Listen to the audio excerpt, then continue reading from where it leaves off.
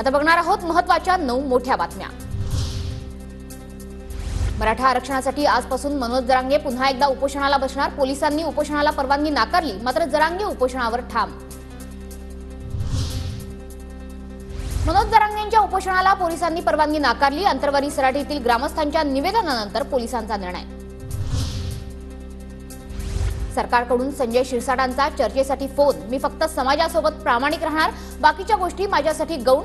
मनोज जरांगेंची माहिती। शिक्षक पदवीधर निवडणूक मतदान वेळेत वाढ। 26 जूनला सकाळी 7 ते संध्याकाळी 6 वाजेपर्यंत मतदान होणार।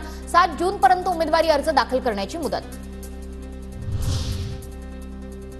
एनडीएला महाराष्ट्रातच नव्हे तर इतर राज्यातही अपयश। राजीनामा हा पर्याय नाही। देवेंद्र फडणवीसांनी राजीनामा देऊ नये, मंत्री गुलाबराव पाटील यांची प्रतिक्रिया।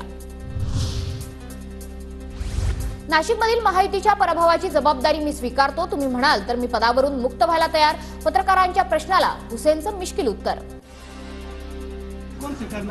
मी स्वीकारतो। जर मी इकडचा प्रमुख पदाधिकारी आहे, पक्षाला जे काही अपयश आलं असेल तर त्याची जबाबदारी माझी आहे। मुख्यमंत्र्यांनी जबाबदारी स्वीकारली राजीनामा देण्याची, मला मुक्त करा असं आपण काय करणार? तुम्ही सांगाल तर मी पण मुक्त व्हायला तयार आहे।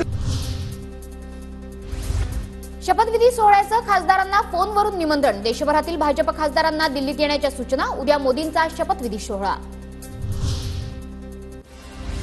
गृहमंत्री उपमुख्यमंत्री पदाच्या चर्चांमध्ये तथ्य नाही। फडणवीस पक्ष आणि सरकार दोन्हींचं काम करण्यास सक्षम। त्यांनी राजीनामा देण्याची तयारी गरज नाही। गिरीश महाजनांची प्रतिक्रिया। दोन्ही ठिकाणी असले पाहिजेत, उपमुख्यमंत्री असले पाहिजेत आणि संघटनेचं कामही ते या ठिकाणी करतील, कारण ते तेवढे सक्षम आहेत। त्याबद्दल कोणाच्या मनामध्ये शंकाच नाही। आणि म्हणून गिरीश महाजन उपमुख्यमंत्री होणार, गिरीश महाजन गृहमंत्रीपद मिळेल का, त्यांना हे खातं मिळेल का, मला वाटतं या बातम्यांना कुठलाही आधार नाही। एलन मस्क यांच्याकडून पंतप्रधान नरेंद्र मोदींना शुभेच्छा। जगातील सर्वात मोठ्या निवडणुकीत विजयाबद्दल अभिनंदन। एलन मस्क यांच्याकडून ट्विट।